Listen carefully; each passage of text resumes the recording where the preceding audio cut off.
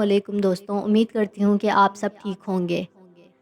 ناظرین، آج کی اس ویڈیو میں آپ کو بیٹیوں کی فضیلت کے بارے میں بتانے جا رہی ہوں، لیکن اس کے آغاز سے پہلے میرے چینل کو سبسکرائب اور میری ویڈیو کو لائک ضرور کیجیے گا۔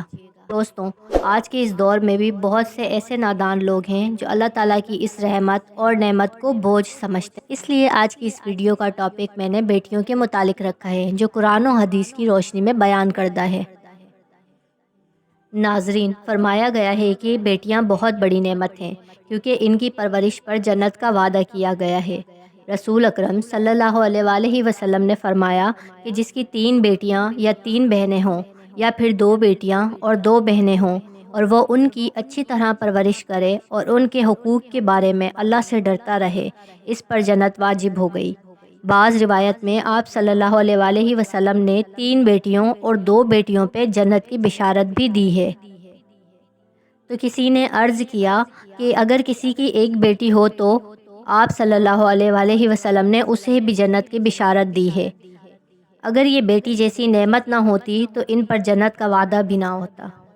یہ بات سن کر آپ یقیناً حیران ہوں گے کہ اسلام سے پہلے دور جہالت میں لوگ لڑکی کی پیدائش کے بجائے لڑکی کی وفات پر مبارکباد دیتے تھے۔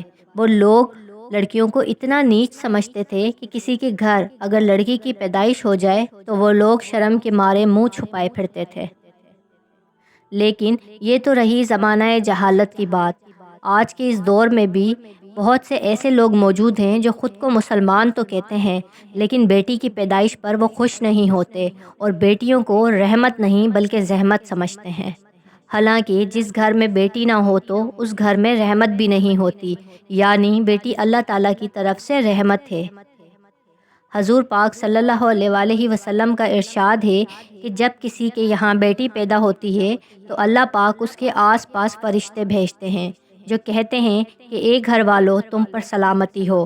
پھر اس بچی کو اپنے پروں سے ڈھانپ لیتے ہیں اور اس کے سر پر ہاتھ پھیرتے ہیں اور کہتے ہیں ضعیف ہو اور ضعیف سے پیدا کی گئی ہو، اور قیامت تک تمہارے کفیل کی مدد کی جائے گی۔ سبحان اللہ۔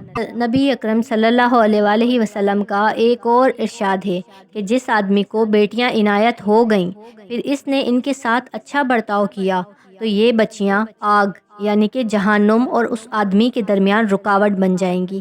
رسول اکرم صلی اللہ علیہ وآلہ وسلم نے فرمایا، عورت کے لیے یہ بہت مبارک ہے کہ اس کی پہلی اولاد بیٹی ہو۔ جس شخص کی بیٹیاں ہوں اس کو برا مت سمجھو، کیونکہ میں بھی بیٹی کا باپ ہوں۔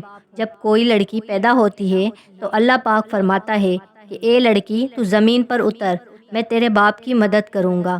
اللہ پاک ہم سب کو سمجھنے اور عمل کرنے کی توفیق عطا فرمائے۔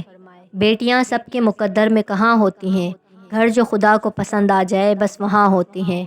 اگر آپ کو میری یہ ویڈیو پسند آئی تو لائک اور سبسکرائب ضرور کیجیے گا۔